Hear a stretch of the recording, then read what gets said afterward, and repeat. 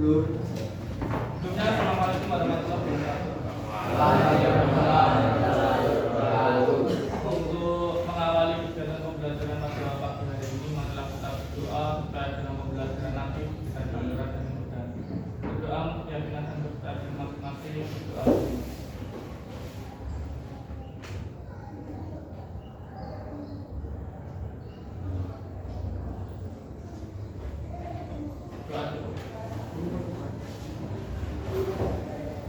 Untuk hari ini kita tetap melaksanakan praktek, akan tetapi sebelum praktek yang pasti kita harus pembelajaran secara teori. Meskipun nanti secara teori singkat saja, untuk penjelasan lebih lanjut kita nanti ke bengkel untuk proses membuka dan memasang CVT itu langsung kita ke bengkel nanti.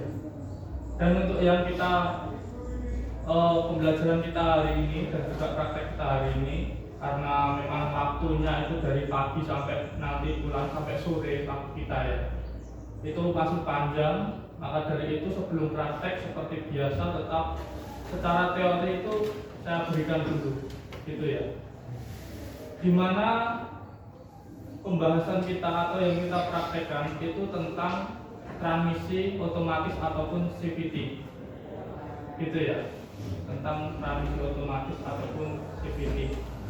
Mungkin belum pembelajaran nanti saya absen dulu karena banyak yang tidak hadir hari ini gitu ya.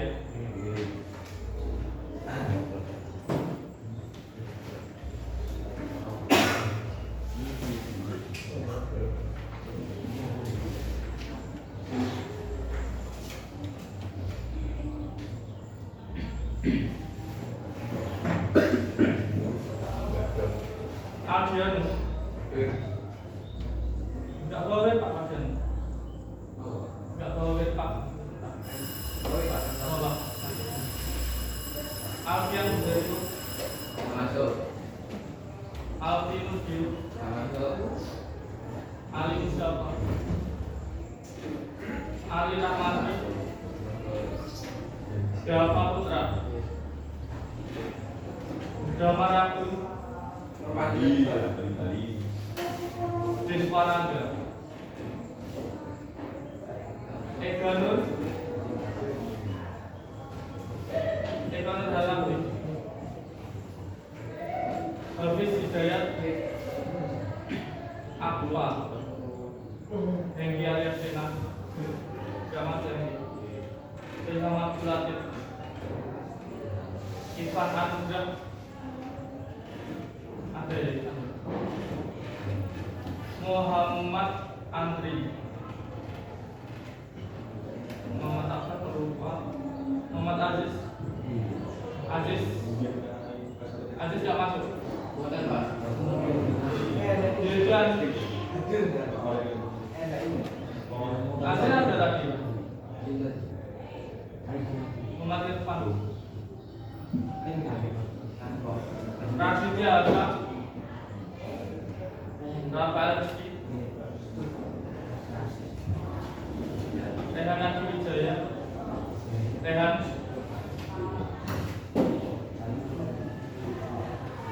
Aprianto Raihan apa Rehan? Yang Raihan nggak masuk. Ruslan Syahroni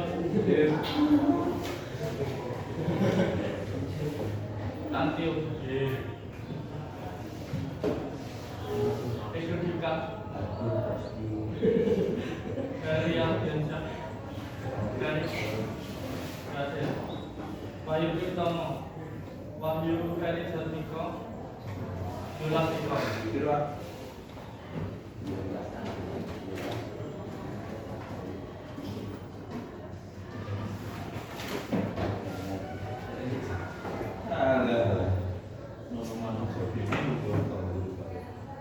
bisa dimulai ya, bawa buku catatan. Nanti saya ambil. Sementara keluarkan HP karena untuk saya komponen atau gambar komponen itu lewat grup kelas kita ya. Itu dibuka dulu. Dan juga yang masih di kantin itu dikabari di telepon saja. Ini pembelajaran atau tidak, kalau tidak ya nggak usah ikut, nggak usah masuk. Kemana saya? Ada yang mau dibangun foto. Di telepon dulu. Di telepon dulu.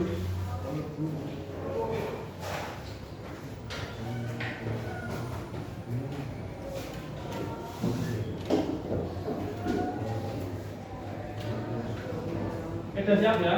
Sudah semua.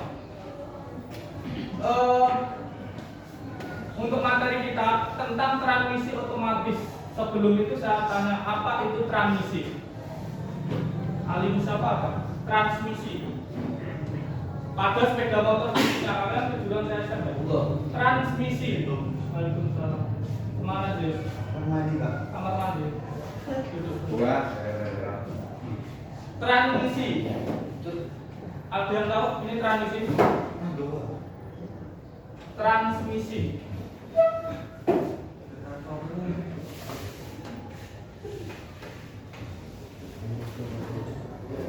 Kenapa pada sepeda motor itu harus adanya transmisi?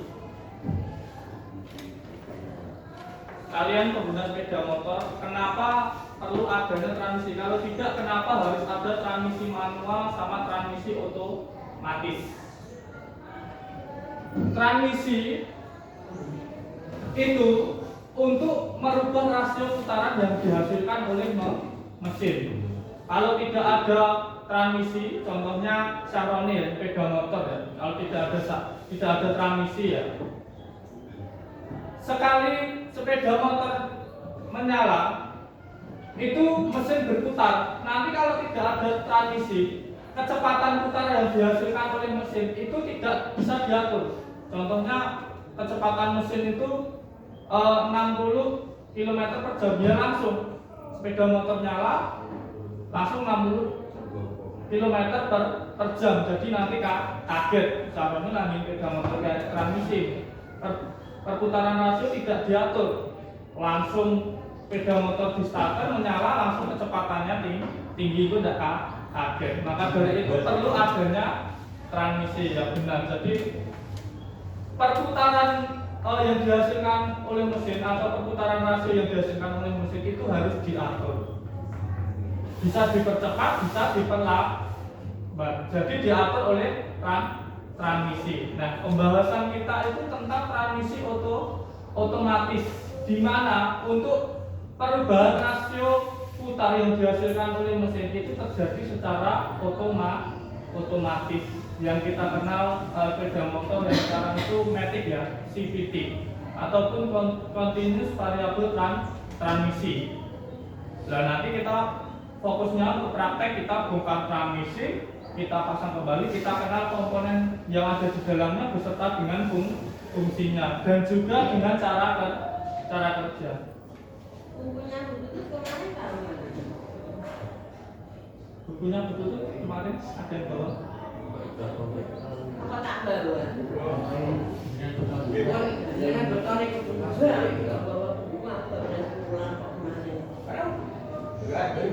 Pas sendiri mas. Kelas terakhir kan? Sini nggak ada. Kelas terakhir sih saya tak tinggal. Nggak ada yang bawa. Yang di foto itu loh. Ya tak foto tapi di bawah berlutut. Di bawah buku langsung keluar. Langsung keluar nih Pak. Udah tak tahu. Oke. Jadi tahu. Gitu. Kita lanjut ya. Jadi transmisi itu fungsinya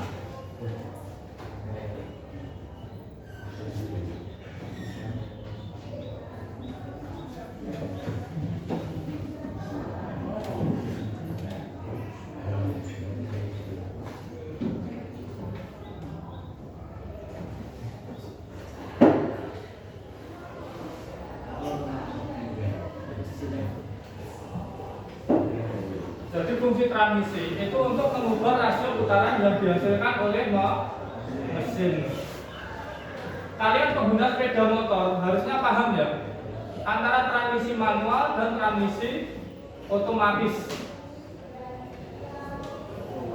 Harusnya kalian paham ya. Kalau untuk yang transmisi manual, contohnya sepeda motor Chevrolet, transmisi manual. sepeda motor apa? Supra X itu mempunyai transmisi manual, bukan kopling manual ataupun kopling otomatis loh ya ini ya. Meskipun nanti di dalam transmisi otomatis ataupun CVT itu ada kopling otomatisnya juga, ya, yang terletak di puli sekunder ataupun yang bagian belakang yang menuju ke as roda. Jadi pembahasan kita tentang CVT.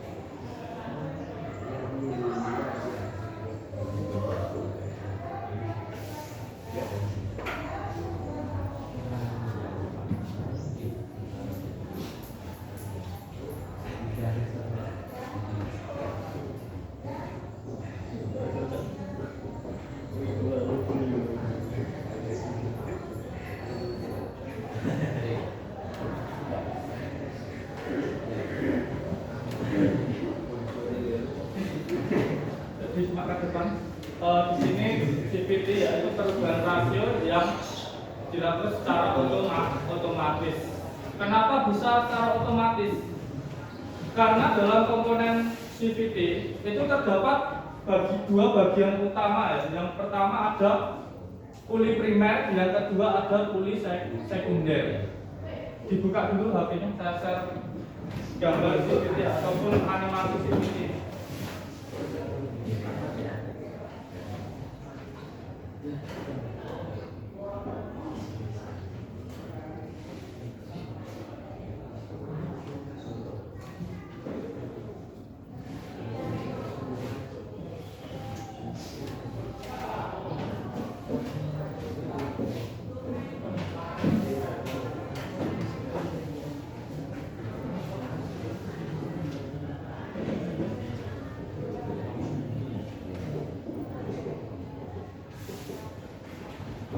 Bisa dibuka, tidak untuk buka yang lain ya, cuma untuk grup ya. Yang sebelah situ dibuka semua, dibuka grupnya untuk gambar dari CVT sudah saya share. Coba dibuka aja belum? Beda dibuka aja untuk grup kelasnya. Karena tidak ada proyektor maka dari itu saya pakai grup WhatsApp saja. Sudah ya? Diperhatikan, di situ ada dua bagian utama. Yang sebelah kiri pada gambar itu adalah puli primer, dan yang sebelah kanan atau bagian belakang itu namanya puli sekunder. Yang pasti dihubungkan oleh belt atau yang kalian kenal fan belt ya, streng gitu. Nanti ada untuk puli primer itu ada komponen tersendiri dan puli sekunder ada komponen tersendiri.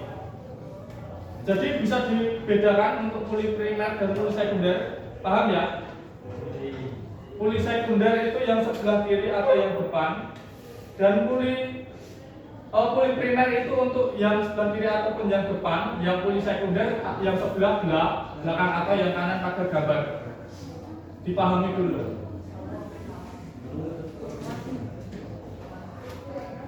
Tentang gambar yang sudah saya share di grup kelas atau grup pembelajaran kita, ada pertanyaan? Tidak ada pertanyaan? Cukup jelas ya gambar itu? Ya.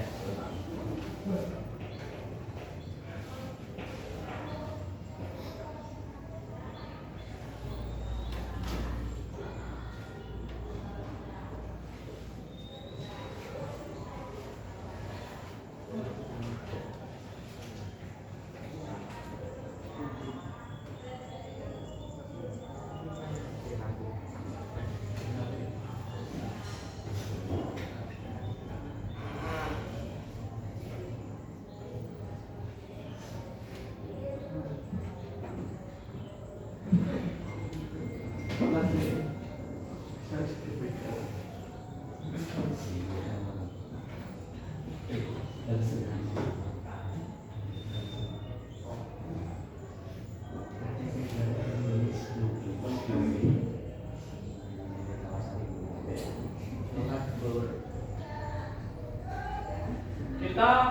bahas dulu bagian pada puli primer. Puli primer itu yang terhubung langsung dengan poros engkol ataupun poros crankshaftnya ya. Jadi nanti untuk puli primer itu berputar bersamaan dengan berputarnya poros engkol. Berputarnya poros engkol. Untuk komponennya apa saja dalam puli primer itu yang pertama adanya puli tetap atau fixed shaft ya, fixed shaft atau puli tetap. Dia tidak bergerak atau tidak bergeser. Jadi dia untuk poros engkol berputar dia akan tetap berputar. Nanti ada komponen yang kedua yaitu sliding shift. Jadi dia yang bergeser. Jadi untuk mendorong belt ya. Yang memungkinkan untuk mengatur rasio putar itu yang puli gesernya itu atau sliding shift ya atau puli geser. Meskipun nanti untuk puli yang sekunder itu ada yang tetap juga ada yang bergeser ataupun bergerak. Dan komponen yang lain ada yang namanya pemberat ataupun roller. Ya, ataupun roller. Nanti untuk gambar komponen saya share di grup. Ada rumah roller, ada cam ataupun penahan rasio yang dihasilkan oleh roller. Ada bushing ya untuk tempat bergesernya dari puli. Itu nanti saya share di grup.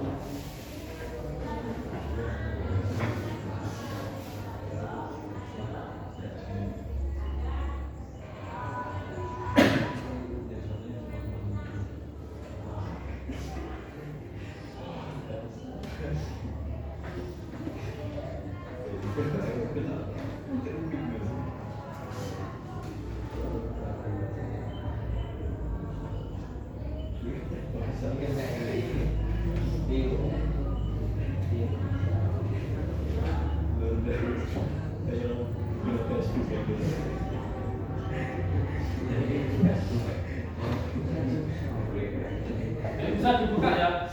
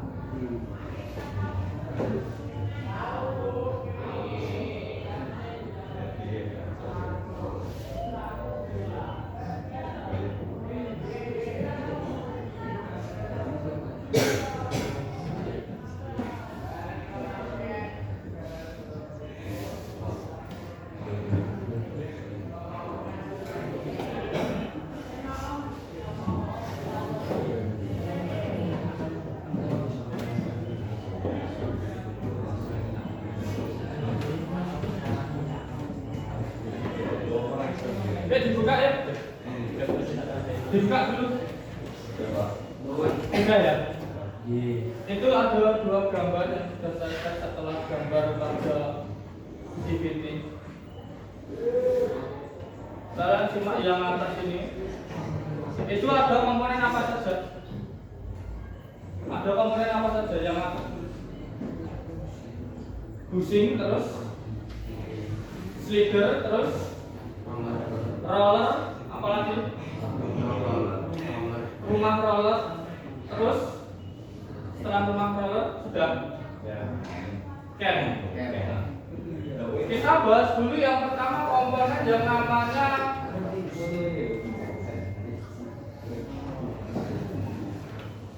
slider ya. Slider pada komponen poliprimer itu dia untuk meredam getaran.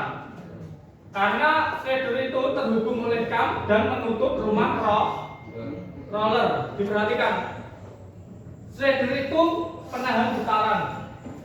Ya, jadi sepan itu terbuat dari karet sebenarnya. Ya, karet, bahan karet ataupun plastik ya, karet keras itu. Itu untuk menahan getaran. Karena perputaran pada poros sentral dan dihubungkan ke poliprimer itu nanti melewati kam itu ya, dan dihubungkan oleh slider dan untuk menutup rumah kopling. Fungsi dari slider tadi untuk meredam getaran.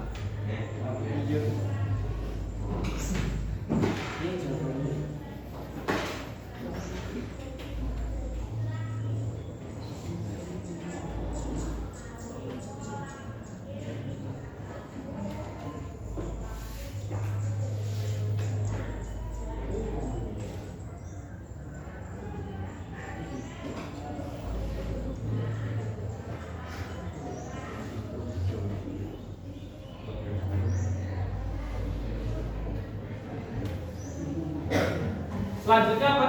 Untuk gambar di situ, Tio. Selanjutnya gambar apa? Wayu. Iya, dibuka.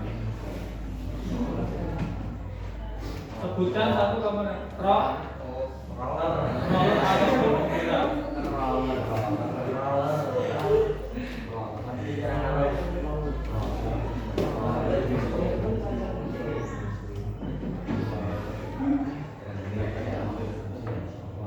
Kenapa harus adanya roller ataupun pemberat?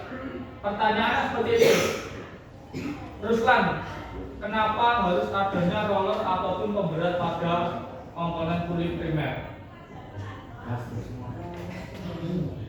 Kenapa harus adanya roller? Karena dalam poliprimer ini ada komponen puli yang tetap sama bergerak. Kalau yang puli tetap itu cuma untuk menahan, dia berada di luar. Dan juga ada puli yang bergeser. Puli bergeser itu belakangnya yang namanya rumah roller. Yang sebaliknya itu sebagai puli. Paham ini? Jadi nanti yang menghimpit belt itu puli. Sedangkan komponen yang namanya roller yang kita bahas ataupun pemberat, ini saya gambar ya. Ketika ini puli,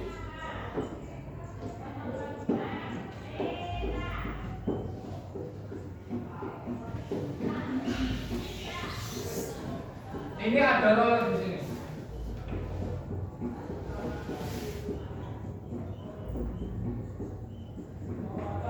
Ini penahannya.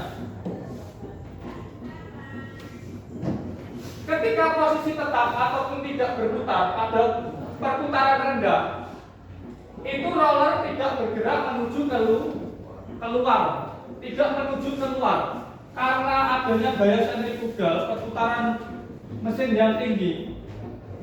Itu nanti roller akan terlempar ke arah luar. Pada waktu terlempar ke arah luar, konstruksi dari rumah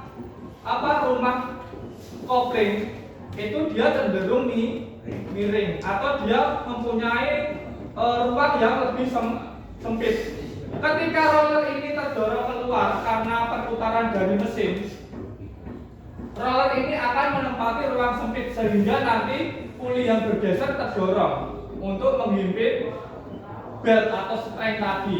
Itu akan merubah rasio putar. Nanti untuk video cara kerja saya share di grup gitu ya. Jadi fungsi dari roller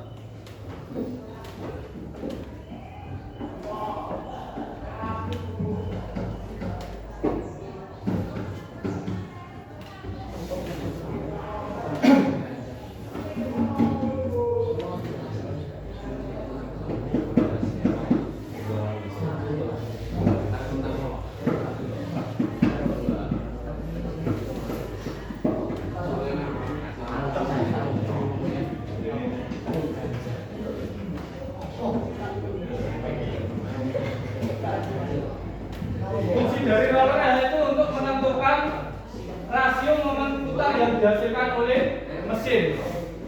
Maka itu namanya roller ataupun pemberat. Komponen selanjutnya apa? Komponen selanjutnya apa? Komponen selanjutnya slider sudah, roller sudah, rumah roller.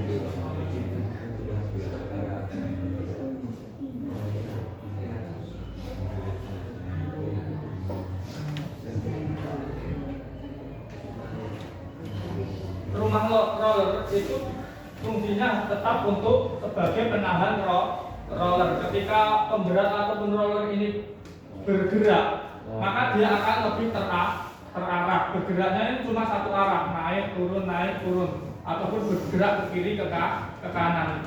Dari tempat semula, terus karena adanya gaya putar yang dihasilkan oleh mesin ataupun sentrifugal, roller itu akan terlempar ke arah luar. Seperti halnya gini ya.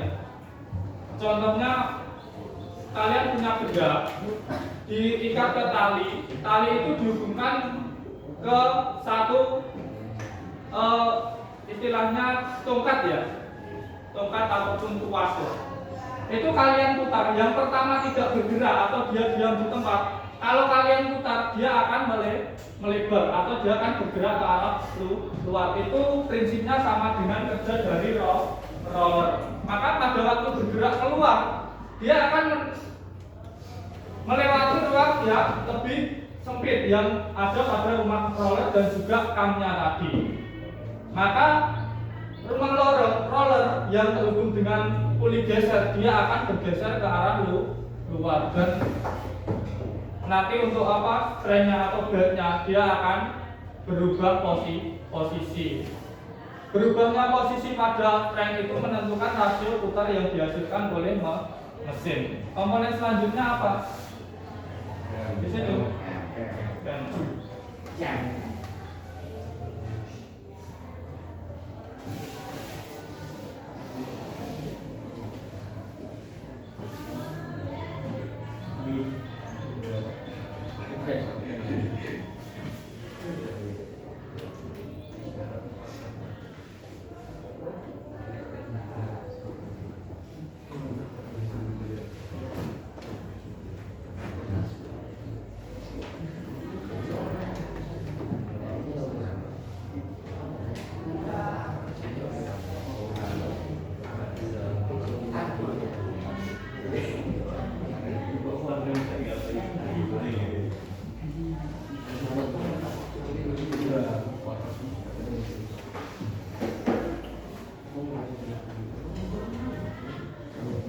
diperhatikan lagi, cam dia berada pada posisi yang paling dalam. Nanti cam, roller, rumah roller, terus baru puli, setelah itu strength, setelah itu puli tetap. Paham ya ini ya? Jadi cam itu untuk penahan. Jadi pada waktu roller bergerak, yang apa? Untuk cam itu tetap karena dia tertahan oleh blok mesin. Maka yang bergerak itu puli, tidak camnya ke belakang tapi pulinya maju mundur. Untuk gambar yang bawah itu adalah puli tetap, nggak ada penghapus ini. Penghapusnya? Iya. Hilang.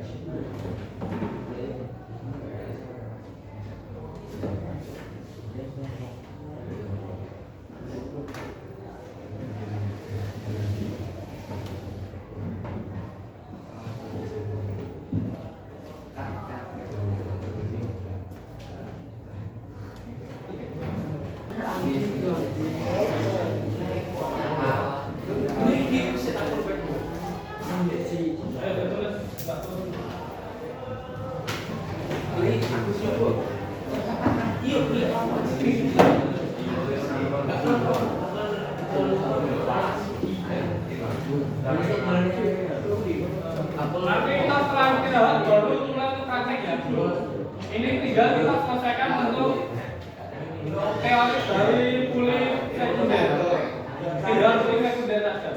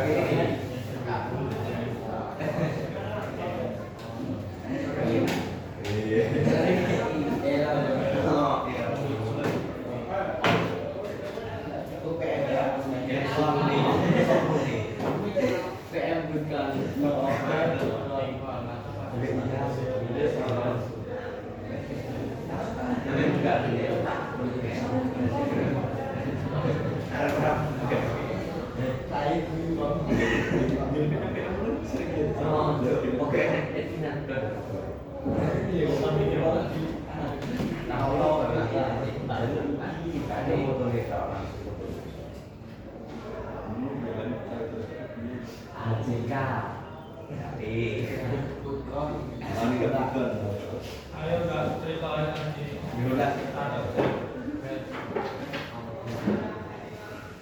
Sudah segera selesai nanti segera ke bengkel.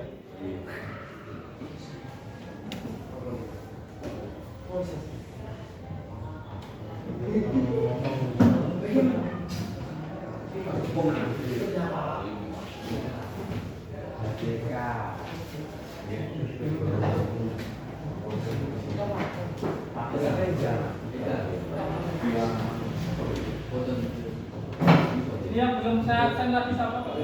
Aziz. Aziz siapa? Sama Aziz ya?